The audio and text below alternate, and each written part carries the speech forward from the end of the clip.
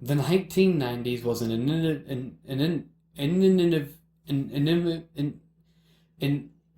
was a good time for technology.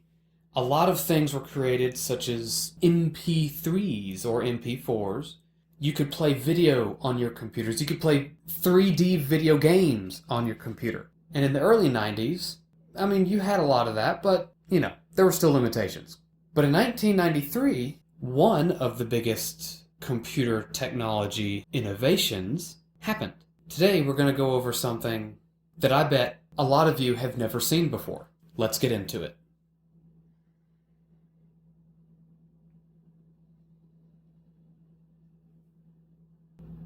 So, a lot of us now watch YouTube. We'll watch it on our computers, our cell phones, tablets, televisions, all of which have a computer in them.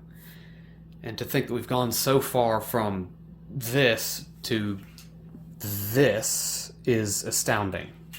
But back in the 1990s, if you wanted to take a picture and then upload it to your computer, you had to have one of these.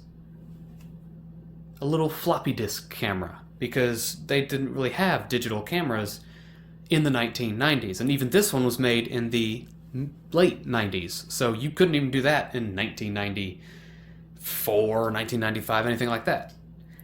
But if you wanted to cough up the money, you could have something like this.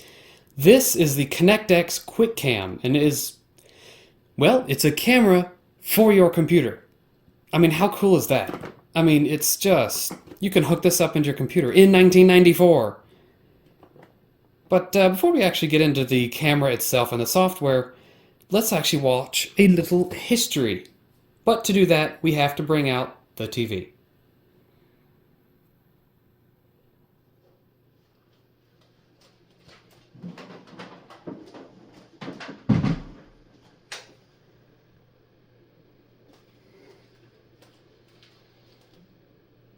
The first instance of a webcam came out in about 1990 to 1991 by a man named Quentin Stafford Fraser. He got tired of going down to the break room, which from his computer laboratory was a good distance away, and finding that the coffee pot was empty. Understandably, nobody likes that. That's really annoying. So he devised a little plan. He's smart, he works in the computer laboratory, he'll do something with the computer. So he got himself a little 128 by 128 Philips camera, set it up to a little computer, which I'll get into in just a second, and then hooked that up to a server so everybody locally in the building or in the area, whatever's connected to the local network, could see how much coffee was in the coffee pot. Pretty cool. More and more people got to know about it. They ended up putting it online, and hey, that's really cool. Eventually, the company wanted to bring it to the home. A little bit more information on that later. First, we'll get to the computer that he used. It is called the Acorn Archimedes, something like that, 4000/1, or the first model of the 4000. It's also called the Acorn A4000. The computer had an ARM3 processor that ran at about 8 megahertz, 1 megabyte of RAM, and ran on a program called RISC OS. That program is kind of like what we know Linux to be now, but of the early, 1990. The ConnectX QuickCam that we'll be talking about today came out about 1993 to 1994 and was the first consumer webcam.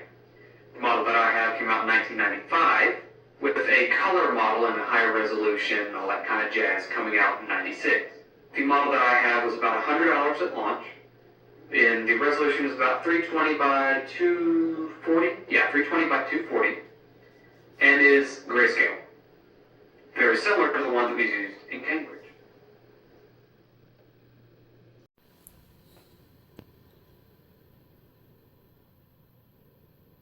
I hope you like that new little segment. I'm going to be trying to include that in every video. If you liked it, make sure to like the video, subscribe, and comment that you did indeed like it. Now, in the meantime, let's get into the QuickCam. So let's open it up.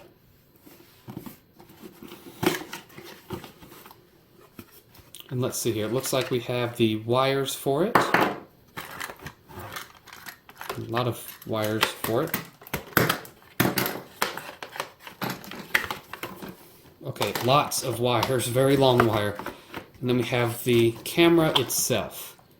Now it's not attached to anything, however it can be, which I might try to do that at some point, but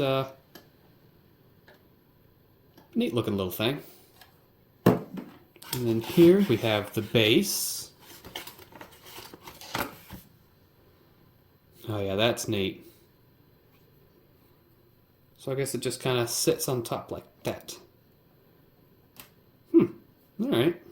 And it's rubber too. It seems to be kind of... Yeah, it's just rubber. It's held up really well throughout the years. Nice. Alright, next we have the instruction book, which we'll get to in just a second. What else do we have in here? Let's see here. Looks like we have the programs and business reply. The registration sheet. Okay, that's pretty cool.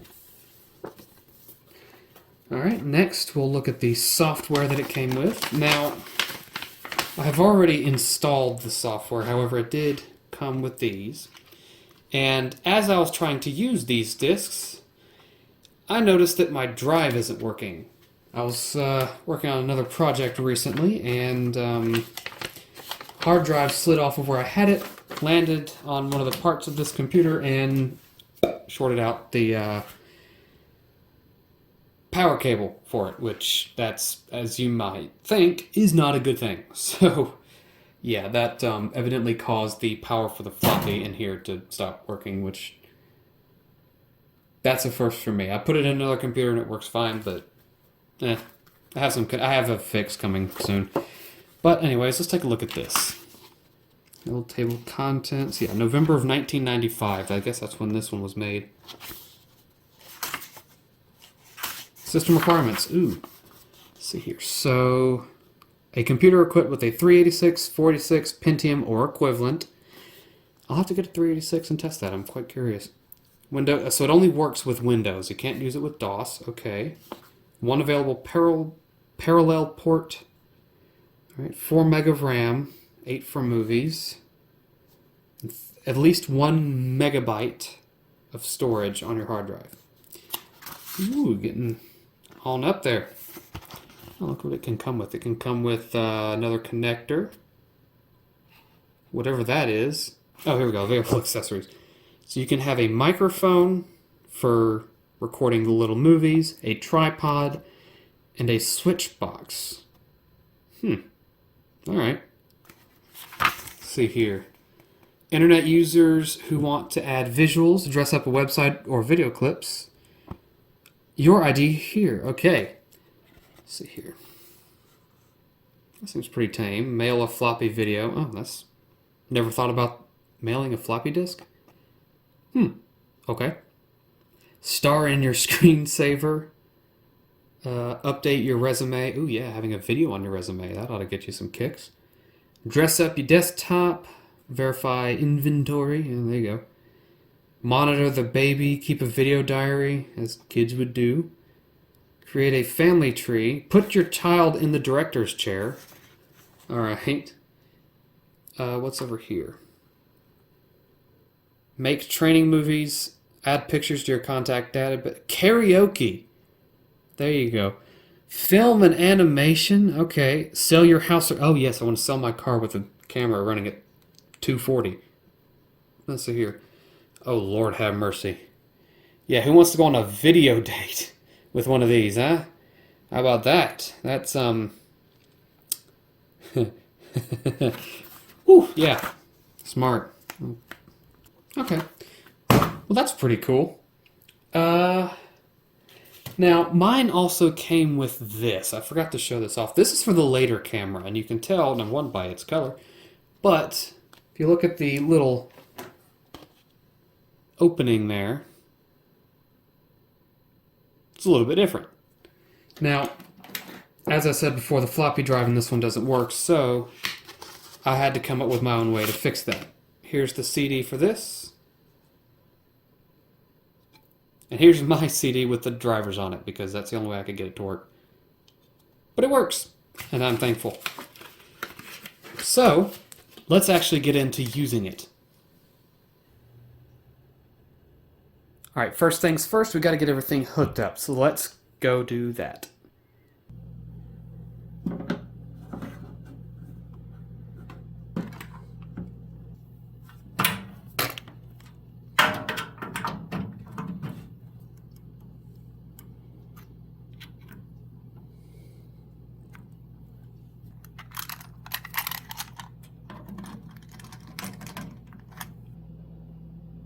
Alright, so let's get everything started up first, because this is going to be cool.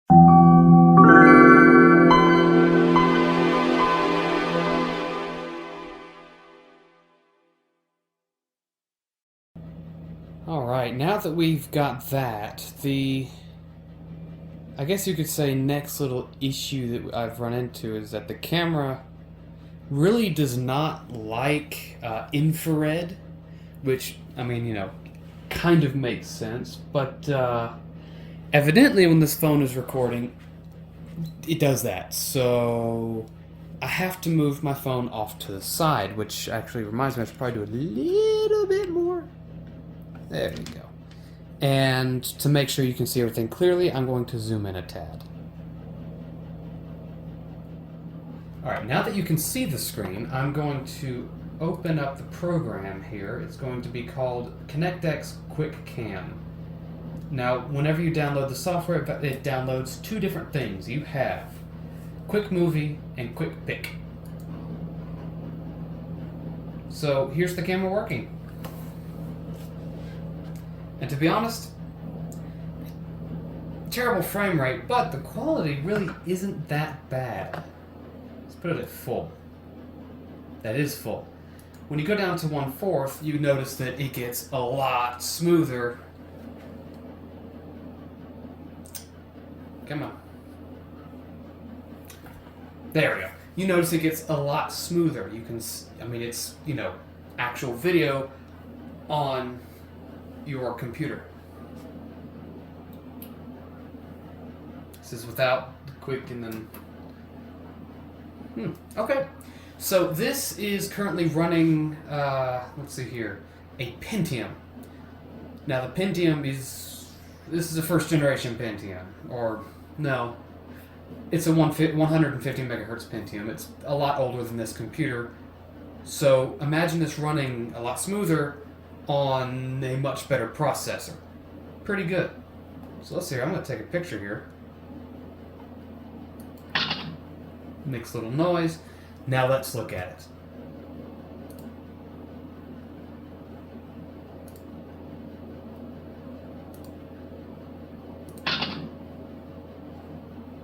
Let's see here.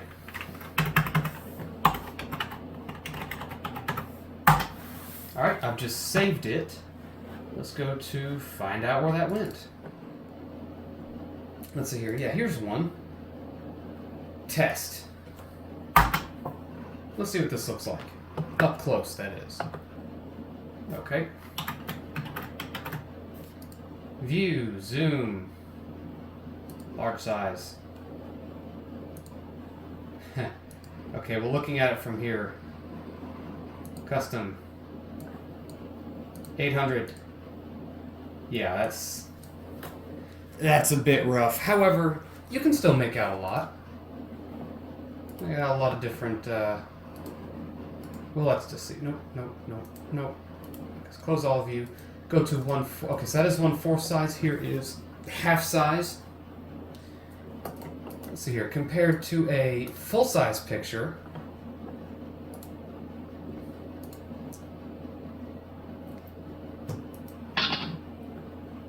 There we go. Test 2. Let's just go back to my computer.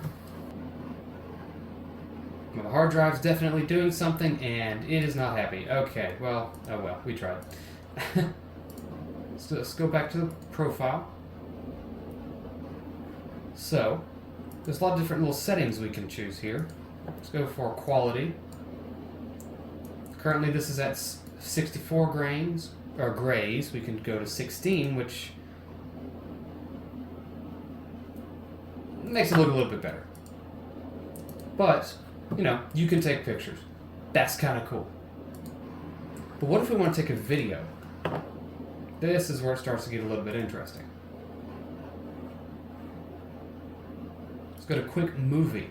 Now, I do have a microphone, not with me currently, but I do have one. Yeah, big face. Can't see anything. View. Now, the best way I've found to record videos is to go to View, Magnify, 0.5, so it's actually smaller. And if you want the best quality, or the fastest quality, go down all the way to 40 by 30. You can barely even see that, but let me tell you. Let's record. Yeah, okay. Let's see how that looks. Because here, and then we go to magnify 2 times.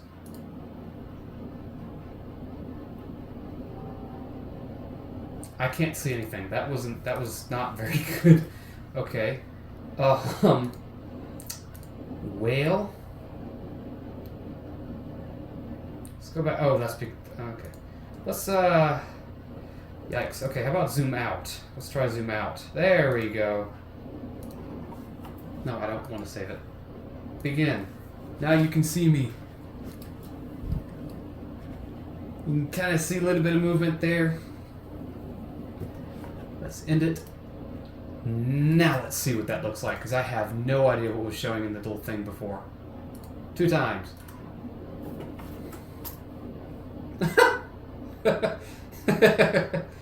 Yeah, that's really good frame rate, but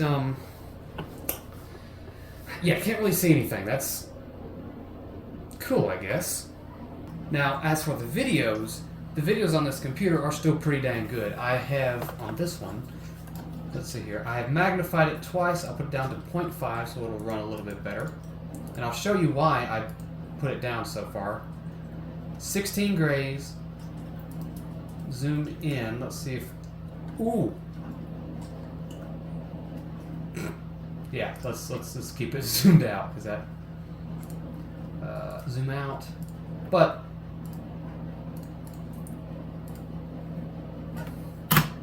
let's see how this runs. So far, it looks like there's not going to be a whole lot of lost frames, because it will drop frames because of processing power and whatever, but you can absolutely put this on a floppy disk and send this to somebody as it's suggested in the little manual. Let's see how this looks. That looks just about perfect. Not the best quality, however, imagine sending this to someone in 1990, what, 5? Yeah, 1995. That would be sick. But now let me show you what would happen if we were to increase everything to, I guess you could say, the maximum settings. this is what it looks like. Let's magnify it to 0.5 to give us a little bit of a better chance. And spacebar. No, I do not wish to save. Spacebar. Now this is ooh, it's not happy. But this is going to be the frame rate of everything. This is not very good at all, but this is all max. This is how you get it to look as nice as you possibly can. So let's pause that. I'm very curious to see. So it dropped 236 frames out of 266 frames, about 87%. So let's see how that looked. I don't think this is going to look very good. Magnify 2 times so we can see a little bit better.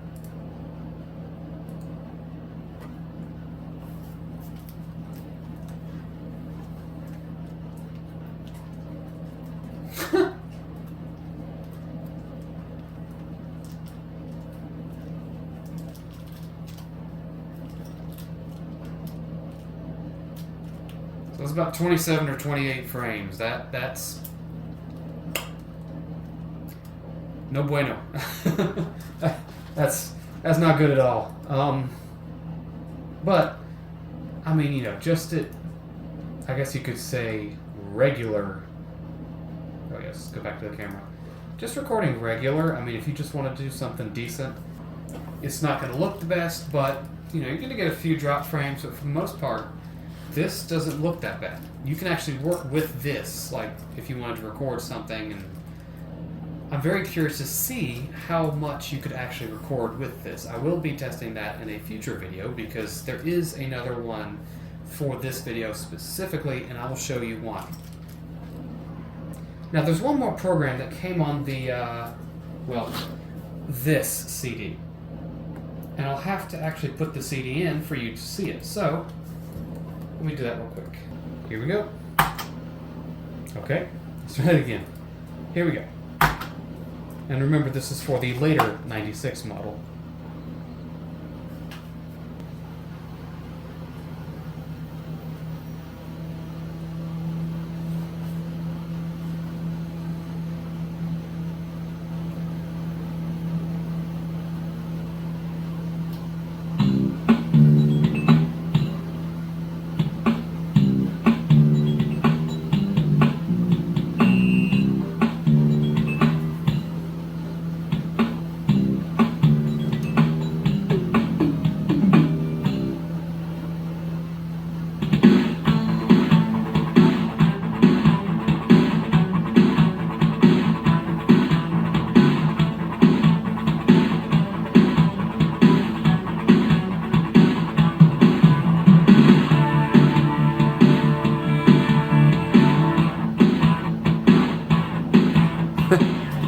I love the low quality sound and all.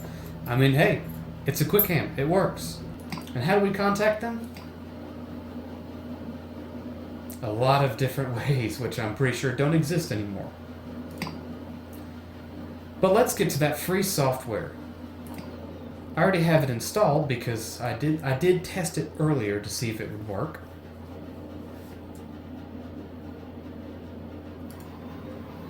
But first, let's get back to the home screen. Here we go. Here we go. ConnectX Video Phone. Now this is exactly what you think it would be.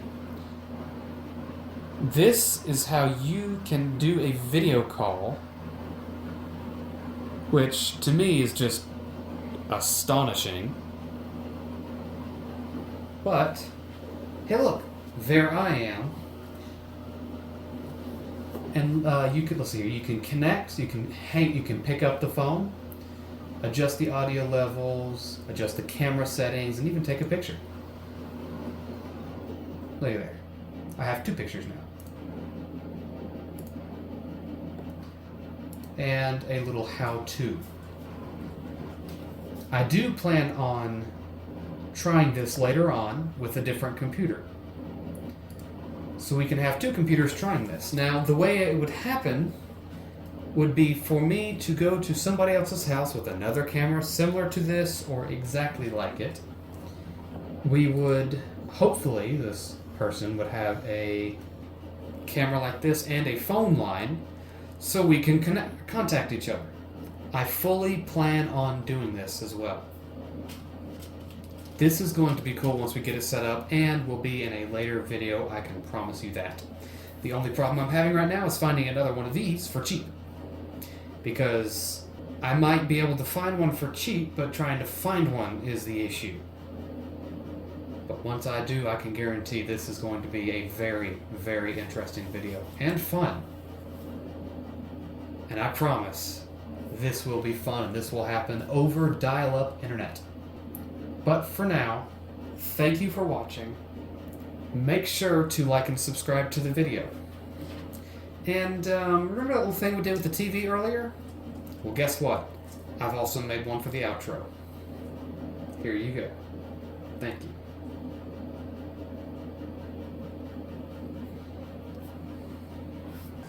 If you enjoyed the video, make sure to like and subscribe for more content like this. I also have a Twitter where I post updates on projects, or if I see an interesting piece of technological history out in public, I will take a picture and post it onto there. And make sure to also comment if you do want me to make a video using that little quick cam. I think it'd be a little fun project, and doesn't seem too difficult, but hey, we'll see if y'all want to see. Thank you for watching.